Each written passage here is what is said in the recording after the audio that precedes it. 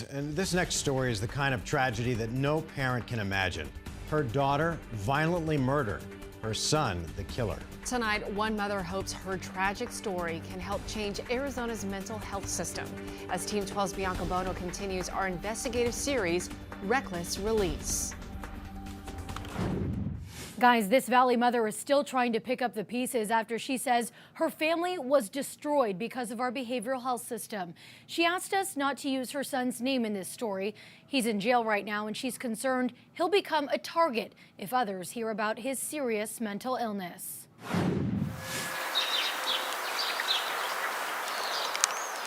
My house went from a loud, all the TVs on in the room, full of love, to just down to me and my husband quiet. That's kind of sad.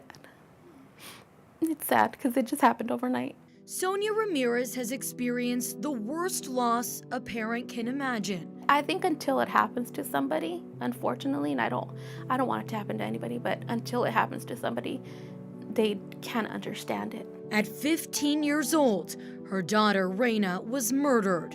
The killer, Sonia's own son. To this day, he doesn't think there's anything wrong with him. But shortly after he turned 18, her son was diagnosed with schizophrenia.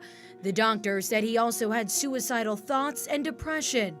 After the diagnosis, Sonia assumed her son would have to stay in the facility for treatment. She was wrong. You're telling me that this person has schizophrenia. He might commit suicide, but you're giving him the choice to leave or stay. Well, of course, my son said, I'm gonna leave. I don't want to stay. And he left. Sonia never expected what would happen a few months later. 911 emergency. I'm gonna call right now. 5 o'clock, I got out of work and went home, and I heard like yelling or something, and I ran in the house and I see my husband and my son on the floor.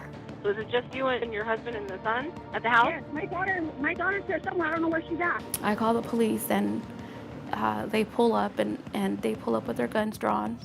And I remember I run out there, I run in front of them, and I say, don't shoot him, don't shoot him. He's not right in the head. After police restrained her son, Sonia's attention turning to her daughter Raina. I'm like, where is she? And he looks at me and he says, I let her go. I don't remember what I felt. I couldn't see anything. I didn't see her. Thank the Lord, I didn't see her. You know, this all happened because of mental health illness, and something has to change. Arizona ranks 48th in the nation in having enough beds for seriously mentally ill people, according to Treatment Advocacy Center. Stabilizing someone in the hospital is the first step. Jean Cavallo is the Senior Vice President of Behavioral Health Services at Valleywise. It's the only provider of inpatient court-ordered evaluation in Maricopa County, and it is growing, with nearly 400 beds available. But if they don't get continued effective treatment beyond that, things are just going to return to where they were. And these beds are not meant for long-term stays. And unfortunately, we do have a number of people every year who come back in once, twice, more than twice. And I look at that kind of as a failure of the system in general. There are about 41,000 people in Arizona with a serious mental illness, but Maricopa County only has 55 long-term beds for families to send their loved ones to.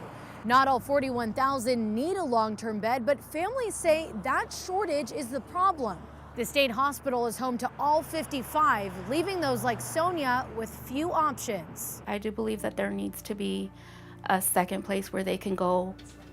Now, Sonia works as an assistant at the Arizona House of Representatives and says she will continue to fight until there are more options for families like hers. I feel like I owe it to her.